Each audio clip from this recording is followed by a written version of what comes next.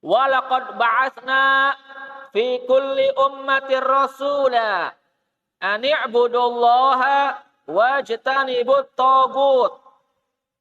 Surat An-Nahl ayat 36. Pelajaran-pelajaran yang terkandung dalam ayat 36 surat An-Nahl. Yang pertama, pelajaran yang pertama, ayat ini menjelaskan tentang hikmah dari diutusnya para rasul. Ayat ini menjelaskan tentang hikmah dari diutusnya para rasul. Yaitu apa? Untuk mendakwahkan tauhid dan mencegah dari berbuat syirik. Hikmah diutusnya para nabi dan rasul kepada manusia apa? Untuk mendakwahkan tauhid dan mencegah syirik. Mencegah dari berbuat syirik kepada Allah. Ini pelajaran pertama. Semua nabi dan rasul yang Allah utus. Nabi Adam, Nabi Nuh, Nabi Saleh, Nabi Syuaib, Nabi Hud, Nabi Ibrahim, Nabi Ismail, Nabi Musa, Nabi Isa, sampai Nabi yang terakhir, Nabi Muhammad SAW, semuanya mengajak manusia kepada tauhidullah azza wa jal. Mentauhidkan Allah. Dan tidak menyekutukan Allah dengan sesuatu apapun. Semua nabi dan rasul yang Allah utus kepada manusia memperingatkan kaumnya dari berbuat syirik. Jangan menyekutukan Allah. La tusyriku billahi syai'a. Jangan menyekutukan Allah dengan sesuatu apapun. Mendakwahkan tauhid dan mencegah atau memperingatkan dari segala bentuk kemusyrikan kepada Allah. Maka sepantasnya bagi kita para pengikut Nabi dan Rasul, orang-orang yang mengaku cinta Nabi dan Rasul, apalagi para da'i, juru dakwah, hendaknya menjadikan dakwah tauhid sebagai dakwah prioritas, dakwah yang paling utama, yang paling besar perhatiannya, melebihi perkara-perkara lain dari urusan agama. Jika kita mengaku cinta pada Nabi Muhammad SAW, maka ikuti petunjuk hidup beliau, ikuti metode dakwah beliau. Beliau memulai dakwah kepada tauhid selama 13 tahun di kota Mekah sebelum hijrah ke Madinah. Yad'un nas ila tauhidillah. Berdakwah, mengajak manusia kepada tauhidullah azza wajal. 13 tahun. Dan itu perintah Allah. Beliau belum mengajarkan salat, belum mengajarkan puasa, belum mengajarkan zakat, belum mengajarkan haji dan umrah, belum mengajarkan ibadah-ibadah yang lain. Beliau fokus kepada U'budullah ya qaumi. Ya qaumi, wahai kaumku. Beribadahlah semua hanya kepada Allah. Lihat. Semua nabi dan rasul mengajak kaumnya untuk beribadah kepada Allah. Mentauhidkan Allah. Allah ceritakan kisah dakwah para nabi dan rasul.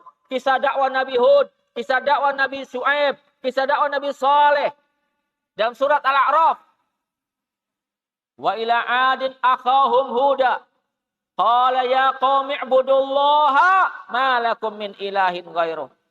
Kata Allah yang artinya, kami mengutus kepada kaum Ad Nabi Hud. Kami utus Nabi Hud kepada kaum Ad. Lalu Nabi Hud berkata, wahai kaumku, beribadahlah kalian semua hanya kepada Allah. Kalian tidak punya sesembahan yang hak kecuali Allah. Allah kisahkan dakwah Nabi Saleh. Wa ila samuda akhahum salihah. Kami utus Nabi Saleh kepada kaum Samud. U'budullah ya qaumi, wahai kaumku. Beribadahlah kalian semuanya kepada Allah. Malakum min ilahin ghairuh. Kalian tidak punya Tuhan yang berhak disembah kecuali Allah. Dan seterusnya. Sampai Nabi kita. Kemudian pelajaran yang kedua yang dapat kita ambil dari ayat ke-36 surat An-Nahl. Agama semua nabi adalah sama. Agama semua nabi adalah sama, yaitu memurnikan ibadah hanya kepada Allah. Agama semua nabi adalah sama, yaitu apa? Memurnikan ibadah hanya untuk Allah. dan meninggalkan kesyirikan. Dan meninggalkan kesyirikan dengan segala bentuknya. Meskipun syariat yang mereka bawa berbeda-beda. Syariat Nabi Musa tentu berbeda dengan syariat yang dibawa oleh Nabi Isa alaihissalam. Syariat yang dibawa oleh Nabi Ibrahim, Nabi Ismail, Nabi Nuh, tentu berbeda dengan syariat yang dibawa oleh Nabi Muhammad SAW. Syariat antara Nabi dan para Rasul berbeda-beda. Tetapi akidah mereka, agama mereka sama. Itu apa? Mengajak kepada Tauhidullahi Azza wa Jal. Mengesahkan Allah dalam ibadah dan menjauhi serta meninggalkan perbuatan syirik sejauh-jauhnya. Kemudian pelajaran yang ketiga,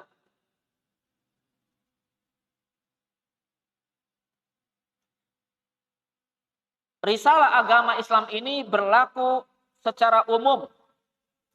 Risalah agama Islam ini berlaku secara umum untuk semua umat manusia. Risalah agama Islam berlaku secara umum untuk semua umat manusia. Jadi umatnya Nabi Nuh wajib beragama Islam. Islam dalam arti secara umum beriman kepada Allah, menghambakan diri hanya kepada Allah, dan menjauhi kesyirikan. Umatnya Nabi Ibrahim juga sama, wajib memeluk agama Islam. Yaitu mentauhidkan Allah dan menjauhi syirik. Umatnya Nabi Musa, umatnya Nabi Isa, umatnya Nabi Dawud, umatnya Nabi Saleh, Nabi Syuaib, semuanya wajib beragama Islam. Yaitu tunduk dan taat kepada Allah, mengesahkan Allah, dan menjauhi kemusyrikan. Makanya Nabi dan Rasul diutus oleh Allah agar nanti di hari kiamat tidak ada manusia yang beralasan, ya Allah, saya tidak tahu ini syirik. Ya Allah, maafkan kami, saya tidak tahu ini adalah pelanggaran besar kepadamu, ya Allah. Gak ada alasan.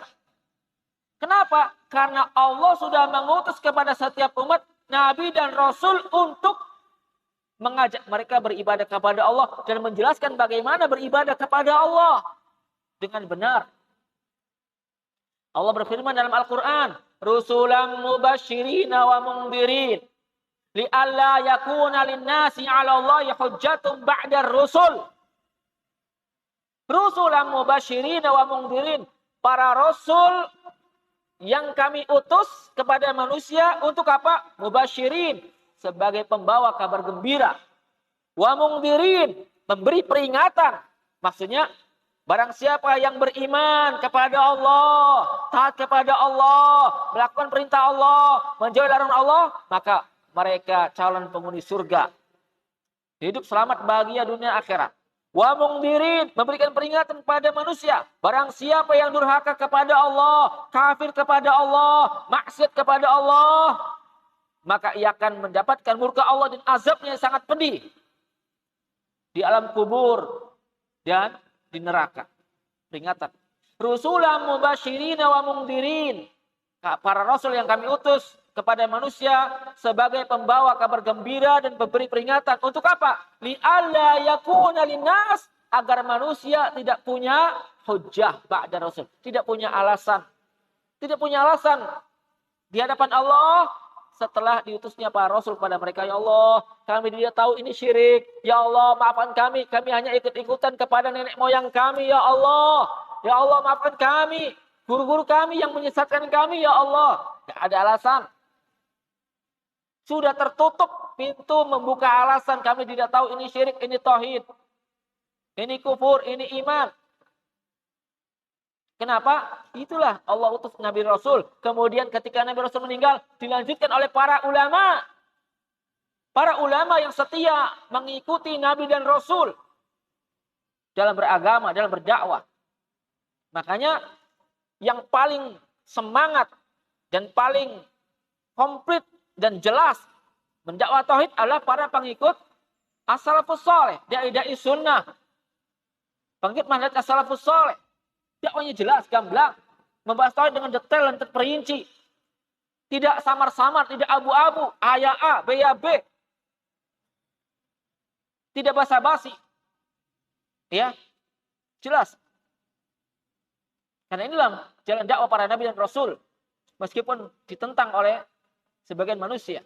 Meskipun dituduh dengan tuduhan dusta. Iya, sebagaimana Syekh penulis kitab ini, Muhammad bin Abdul Wahab At-Tamimi rahimahullah ta'ala.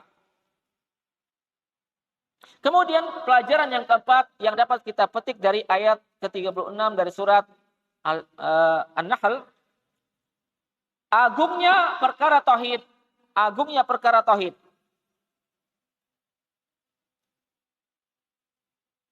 Dan tauhid hukumnya wajib atas semua umat. Tauhid hukumnya wajib atas setiap umat. Ini pelajaran yang keempat. Agungnya perkara tauhid dan tauhid hukumnya wajib atas setiap umat. Semua manusia dari zaman Nabi Adam sampai manusia yang hidup di akhir zaman yang akan menjumpai hari kiamat, semua wajib bertauhid agar hidup selamat dan bahagia dunia akhirat. Selamat dari murka Allah, selamat dari azab Allah, hidup bahagia. Wajib bertauhid. Apakah dia bangsa Arab atau selain Arab? Orang kaya atau orang miskin, pejabat maupun rakyat wajib mentauhidkan Allah, beribadah hanya kepada Allah, memurnikan ibadah hanya untuk Allah, tidak boleh diberikan kepada selain Allah, tidak boleh. Tidak boleh memberikan doa kepada dewa, kepada jin, kepada orang mati, minta-minta hajat, minta pertolongan, minta rezeki, minta kesembuhan dari penyakit, minta jodoh, tidak boleh. Ya. Karena ini membatalkan tauhid, membatalkan iman. Menyembelih hewan dipersembahkan kepada selain Allah, ini membatalkan tauhid. Menggantungkan jimat-jimat di mobil, di rumah, di toko, atau dimanapun, atau di kantong baju, agar terhindar dari malapetaka dan bencana. Ini membatalkan tauhid. Karena ini syirik kepada Allah Subhanahu wa taala. Maka tauhid perkara yang sangat agung. Semua manusia wajib mentauhidkan Allah. Pelajaran yang kelima yang dapat kita ambil dari ayat 36 surat An-Nahl, di dalam la ilaha illallah, di dalam kalimat tauhid, la ilaha illallah, mengandung dua unsur. Di dalam kalimat tauhid, la ilaha illallah mengandung dua unsur. Yang pertama, peniadaan. Yang kedua, penetapan. An-nafyu wal isbat. Peniadaan dan penetapan. La ilaha illallah. Ini mengandung dua unsur. Yang pertama, la ilaha. Tidak ada Tuhan yang berhak disembah. Ini peniadaan. Maksudnya peniadaan. Tidak ada sesuatu apapun yang berhak disembah, berhak diibadahi, berhak diagungkan. Tidak ada.